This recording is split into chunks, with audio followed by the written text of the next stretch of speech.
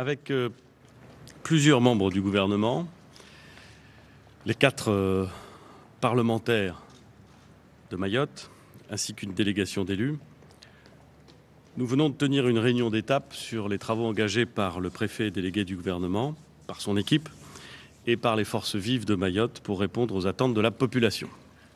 J'avais proposé cette rencontre aux élus de Mayotte le 22 mars dernier et je suis heureux qu'elle ait pu se tenir dans un contexte qui est marqué par une volonté de dialoguer et de construire un plan qui soit à la hauteur de ce qu'attendent nos compatriotes. Cette rencontre longue,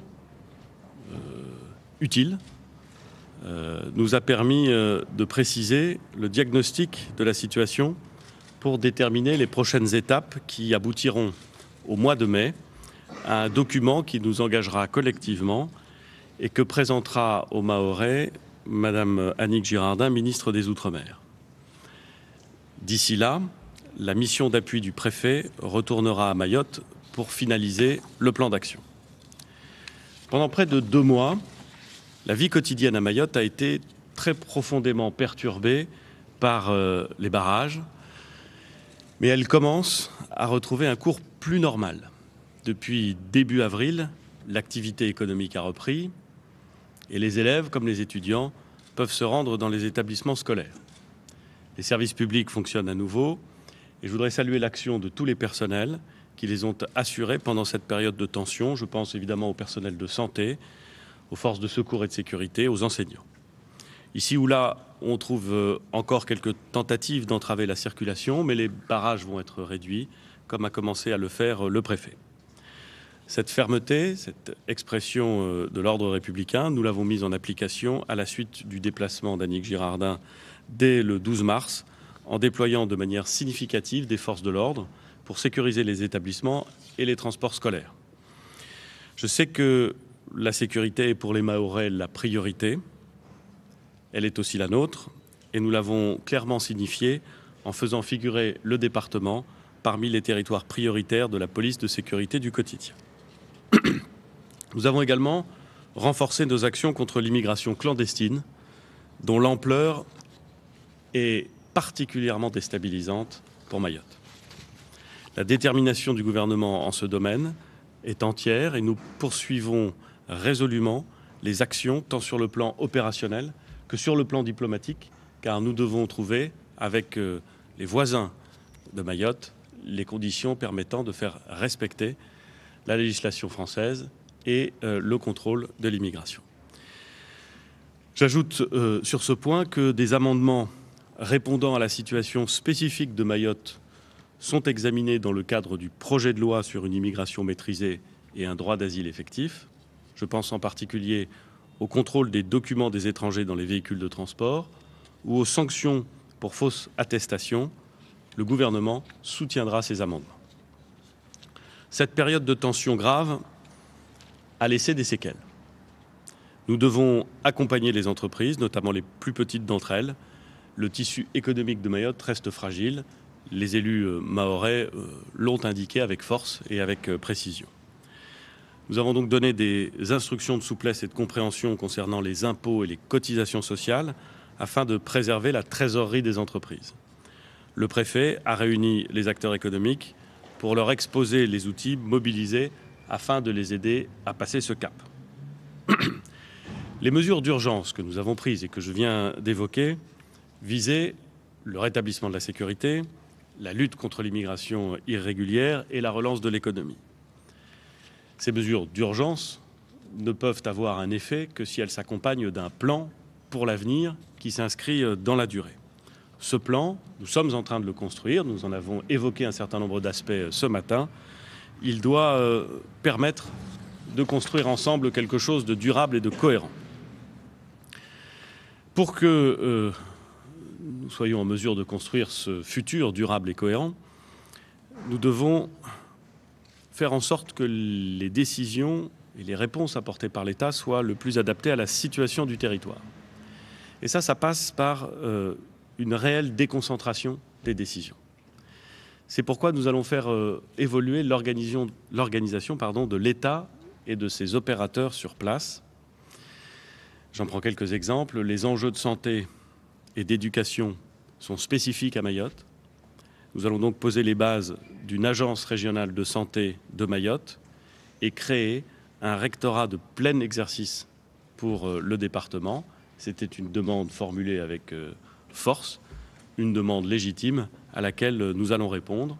De même, Pôle emploi va renforcer l'autonomie de sa direction basée à Mayotte. En deuxième lieu, nous avons parlé des grands axes du plan de rattrapage et de développement du département. Ce plan couvrira les besoins prioritaires des Mahorais, la sécurité, l'éducation, la santé, le logement et les infrastructures. Je voudrais évoquer quelques mesures qui illustrent ce que collectivement nous voulons faire. Pour soutenir l'émergence d'une offre de santé diversifiée, nous allons exonérer de tickets modérateurs les affiliés sociaux. Ce mécanisme préfigurera l'instauration de la CMU. Nous allons aussi conforter les moyens de fonctionnement et d'investissement du centre hospitalier de Mamoudzou. Il est, comme vous le savez, confronté à une très forte croissance de son activité et il est nécessaire de conforter son fonctionnement et son investissement pour qu'il puisse fonctionner de façon correcte. En matière d'éducation, le besoin de rattrapage des équipements scolaires est absolument incontestable et c'est particulièrement net dans le secteur primaire. Nous allons donc bâtir dans les prochaines semaines un plan pour accélérer le rythme de construction de classes, en ayant bien conscience, ça a été rappelé ce matin pendant la réunion, que nous partons de très loin et que les besoins augmentent à une vitesse incroyablement rapide. Nous devons donc nous mettre à la hauteur en sachant que l'effort sera long, très long. S'agissant des infrastructures, le gouvernement va soutenir le développement d'un transport en commun en site propre sur la Grande Terre et la réalisation du contournement de Mamoudzou. Pour le transport aérien, nous allons lancer une concertation sur les capacités de développement de l'aéroport de Mayotte, sur les travaux de sécurisation de la piste et la facilitation de l'accès par le nord à cette piste, sur les moyens aussi de favoriser la concurrence et d'abaisser les prix des billets d'avion qui sont bien souvent prohibitifs et qui ne permettent pas ni le développement économique, ni même une circulation satisfaisante. Enfin, je propose que gouvernement et élus, nous engagions un travail de prospective territoriale qui s'appuiera sur le schéma d'aménagement régional en cours d'élaboration, mais aussi sur une opération d'intérêt national pour marquer l'engagement de l'État aux côtés des élus et de la population de Mayotte. J'ai bien noté le souci exprimé avec, là aussi, force et précision, d'accompagner les collectivités mahoraises par de l'ingénierie mise à disposition pour faire en sorte que les projets et les financements qui existent puissent être mis en œuvre de façon effective et réaliste. Décider des choses, c'est formidable. Les mettre en œuvre, c'est tellement plus satisfaisant. Et pour ça, il faut de l'ingénierie, il faut un appui d'ingénierie aux collectivités. C'est évidemment quelque chose qui sera pris en compte dans le plan. En troisième lieu, nous avons abordé les relations avec l'Union des Comores. Et plus globalement, la question de l'insertion de Mayotte dans son environnement régional. L'immigration est évidemment au cœur de nos échanges diplomatiques. Mais ce matin, nous avons aussi convenu qu'un dialogue approfondi avec l'Union des Comores doit contribuer au développement des services publics et de l'économie de l'archipel. Je pense aussi à la coopération sanitaire qui fait l'objet d'une mission. Le ministre de l'Europe et des Affaires étrangères rencontre aujourd'hui son homologue des Comores et notre souhait est de mettre en place avec cet État voisin des relations qui nous permettent d'envisager le développement du département français de Mayotte, mais qui nous permettent aussi d'envisager son développement économique dans une région qui a besoin de ces coopérations pour construire son avenir.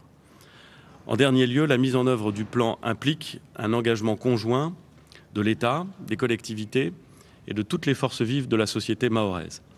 En ce sens, le plan a vocation à devenir un pan structurant du contrat de convergence pour Mayotte au sens de la loi Égalité réelle Outre-mer de 2017.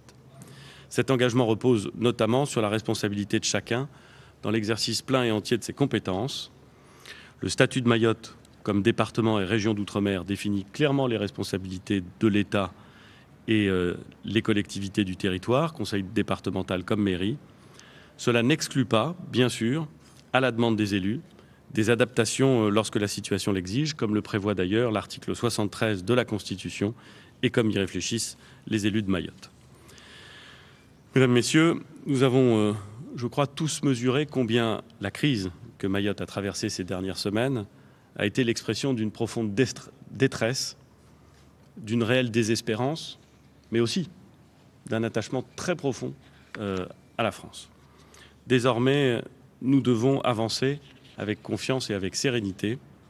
C'est dans cet esprit que nous avons travaillé ce matin avec l'ensemble des élus et je m'en félicite et je voudrais les remercier pour la qualité des échanges, du travail et de l'engagement qui est le leur. C'est cet esprit qui anime également le préfet et à ses côtés l'équipe interministérielle que nous avons désignée et qui continuera ses travaux jusqu'à l'élaboration du plan de rattrapage et de développement du département de Mayotte. C'est un pacte de confiance que nous devons construire.